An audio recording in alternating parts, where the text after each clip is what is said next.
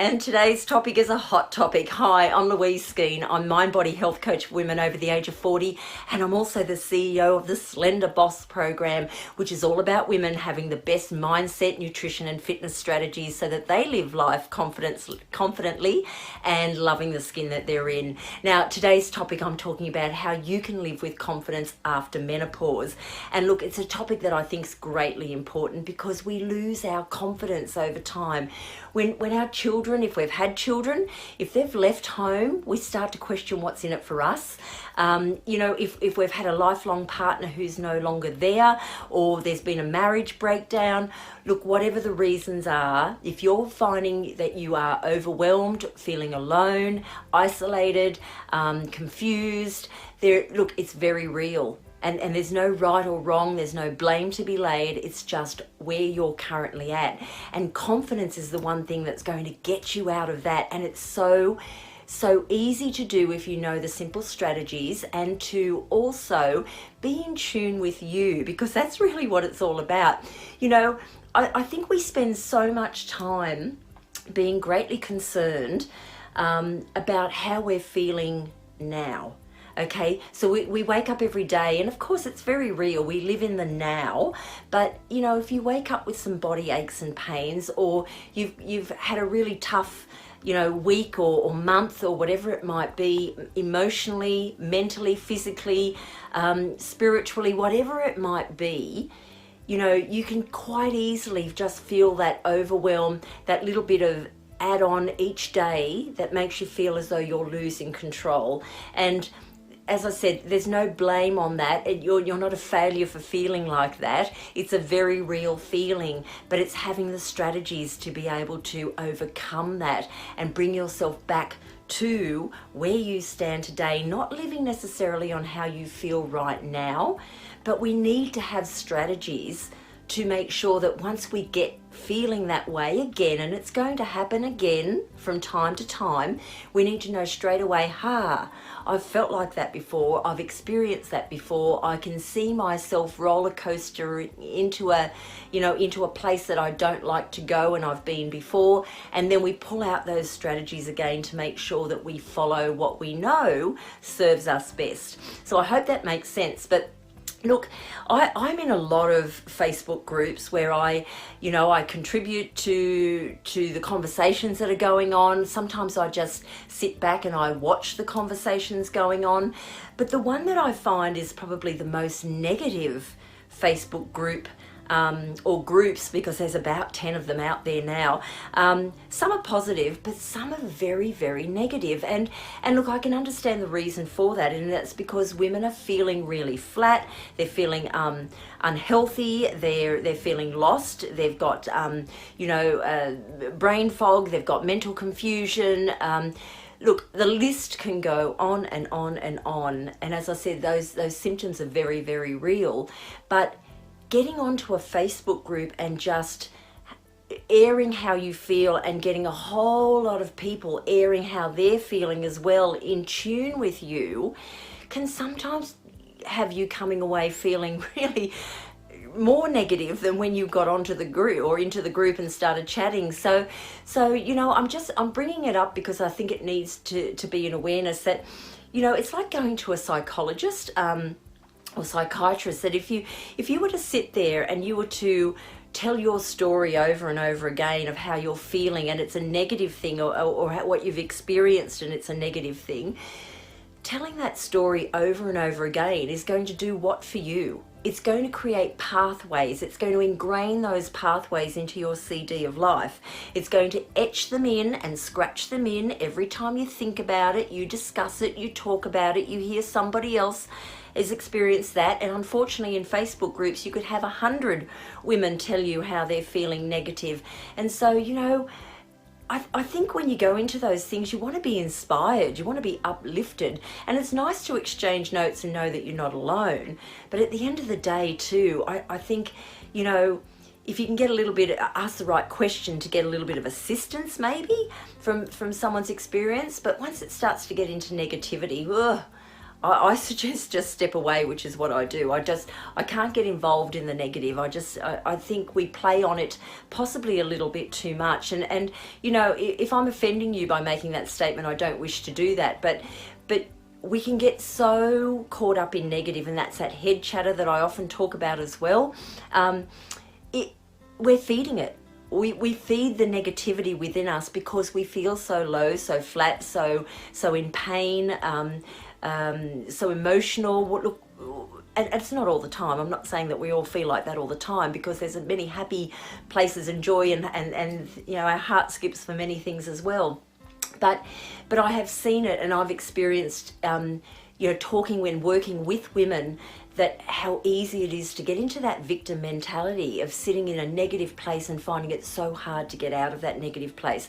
So menopause doesn't have to be like that, but what I'm going to suggest is to try and look at the positives around menopause, because believe it or not, there are positives around menopause, and I live each day on these positives, because there's so many things about my 20s, my 30s, my 40s that I'm just so glad that it's behind me right now. And even though, you know, I know that I'm over the halfway point of my life, and I've got less time to go than what I've already, you know, had on this planet, I don't see that as a negative. I see that as really exciting. You know, I find that as, you know, I'm much clearer today as to what I want in life. Okay, I'm much clearer today as to what I want in life, because, you know, I've made the mistakes, and I will continue to make mistakes, and I'm sure everyone feels this way too. But I'm very clear on what it is that I want. You know, I know I want to travel. I know that I've got my life partner. I've got my family, my children. It's a beautiful thing, and grandchildren and all those things to have around me. So I know what I want in my life to enjoy all that. But you know, it's not a selfish thing to know that. I think it's important to know that, because I know that the quality of the rest of my life is going to be tremendous, because I'm so set on what it is that I want. And I think that's really important, because we get to a point now after menopause where we've gone through all the stuff, and you might still have some symptoms, and look, sometimes symptoms never go away. But again, it's the mindset around those symptoms as to whether you want to live in the negative of them or know that they're going to be there. There's nothing you can do about it. Yes, you might be able to get a herbal treatment. Yes, you might be able to get a medication, and it will give you some relief. But at the end of the day, we are in control of our bodies, our mindset. So therefore, if you've got total control of that, I can't tell you how much positive change it can make to your life just by living in the knowledge and in the positivity. And you know, we've got life skills now. We've had all the you know, the riffraff and the learning and the falling over and the picking ourselves up and all of that.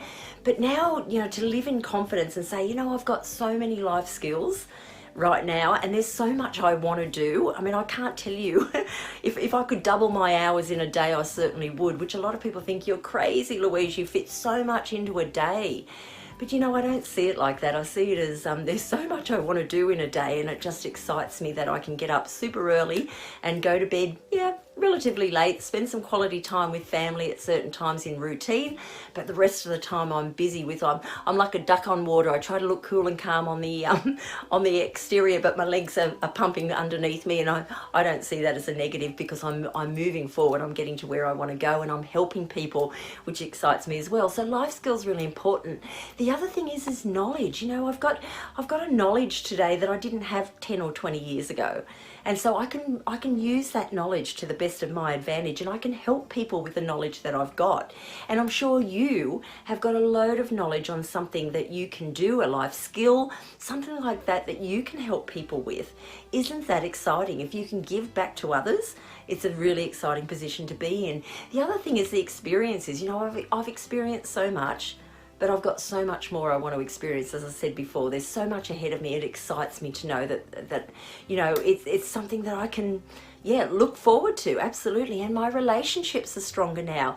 I have better relationships at this age and after menopause, because I'm more in control of me. I have better relationships with younger people and babies and you know, teenagers, and I didn't have that when I was younger. There's no, I have a teenage son who's about to be 19, and I see him, and he's always about embarrassment and, oh, what do people say, and I can't look like that, and I remember being like that. The hair had to be a certain way, the clothing had to be a certain brand. You certainly couldn't do this in public because, I'm not going to look like a goose doing that. Well, today you can do all that. It really doesn't matter because of our age. And whether you're in your 50s, 60s, 70s, it doesn't matter. We're not about what people think of us at this stage. We're about the fact that we've had our experiences, we've got our relationships, we know how to communicate with all people. And isn't that refreshing, and isn't that empowering that we can do that? I often think, if only the young people knew what it is that we know. Okay, and I think that that's what makes it so powerful, to have the confidence that you've got, and bring that out in you, because we've got so much that it should actually pump up our confidence rather than still keep us very, very flat. We don't have a fear of being pregnant anymore because that's not going to happen. We don't have the monthly cycles anymore. I've got to say that was like a blessing when all that happened. These are the things that we just can't put them aside. We've got to look at the positives of life, and we don't have to fear anymore being this image, like I was saying about my son, always worried about people looking at him and a certain style he's got to be, and what will people think if he says something wrong, and he deepens his voice when he's with people because he thinks he has to sound a certain way. We don't have to do that. We can be very, very real. And even though we might worry about the fact that we've got some belly fat or body fat, or we're not as healthy as we should be or could be, it shouldn't be an obsession about being a certain size in clothing anymore. It's all about longevity at this point. It's all about living pain-free. It's all about sleeping well. It's all about having energy. And it's all about living life with friends around us and family around us, if we're lucky enough to have family around us. And that's what's the most important thing. So this is what confidence is all about. Now, how do we go about it? Well, I'm very big on goals. Okay, I think it's really important to have goals, because that's, if you want to transform, if you've got to have a goal. It's not going to come to you, it's not, all the transitions aren't just going to happen unless you've got a very clear picture of what that transition is that you want. It's like when you drive your car, I often say your body is your vehicle. You've got to know your destination. You've got to know where you want to be heading in all facets of your life. So therefore, set these goals and make them just that little bit challenging, because without a challenge, there's probably a good chance that you're not going to even go for it. You're just going to forget about it because it's not really important to you. But if you've got a challenge that's just got, like you could say, oh, look, I want to get fit. Okay, well, okay, it is a statement. You want to get fit. I appreciate that, and I think that's great. But what you need to do with a goal is say, all right, I need to get fit in the next 12 weeks. I expect that I can do 10 push-ups off my knees or off the wall. I can do 20 dips off a chair for my triceps. I can do some tummy crunches, 10 tummy crunches in 3 months' time. So you see what I mean? Set yourself very specific goals with a time frame and set them up, and then that is what you class as, a very real goal that you're going to target towards, because in your mind, you don't want to let yourself down to do those goals. So yeah, keep that in mind, that's the plan. If you've got a goal, you can then assess where you're at and keep that movement going, making sure that you keep progressing forward, because that's super important. So don't be vague with them. You've got to be smart with your goals. Now, what have I heard about SMART? It's standing for specific, measurable, attainable, realistic, absolutely realistic. We need realistic goals, and time bound. You've got to have a time frame in mind. Like I said, for three months, set the goal. Okay, and that might be just on the fitness side of things. The next thing might be spending time with friends. Set yourself a goal. I'm going to ring one friend every week on the telephone and have a chat to them, okay? And I've got 10 friends, so it's going to take me 10 weeks to ring everybody once a week to have a chat, and then I'll redo the cycle again. Because how simple is it to fall out of that communication and that ability to connect with people, because we get so tied up in the mundane.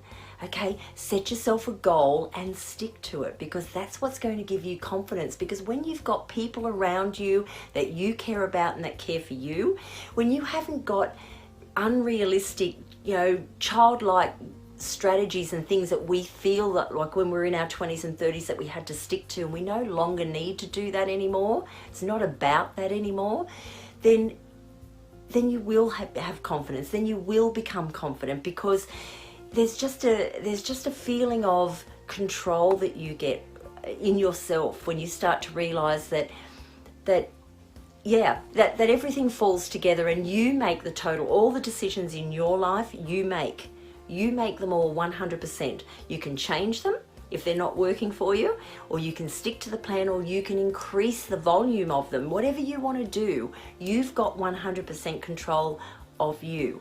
And that alone is just such a confident thing. It's a sexy thing. That's what we've got to do. So please, if you're listening to this, understand that, try and find the positives of being the age that you're at, and understand that if we start to sit in negativity for too much and have too many negative people around us with negative conversations constantly around us, bringing themselves down, bringing you down, you can only feel down from that. It's really hard to live in confidence if that negativity is around you all the time. And that's what I was saying earlier about the Facebook. I'm not slandering anyone that does it or wants to get the feedback from that. If that's where you're at, that's fine.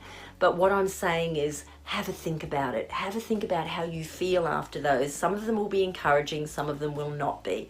I just want the very best for you. You deserve it.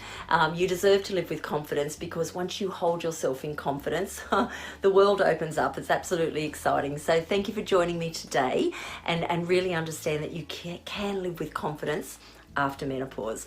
All right, I'll talk to you next time. Thanks for joining me on the episode. Bye for now. Thanks for watching. I hope you subscribe to my channel and follow me on social media plugged in on your screen right now. Thank you, and stay healthy, stay happy.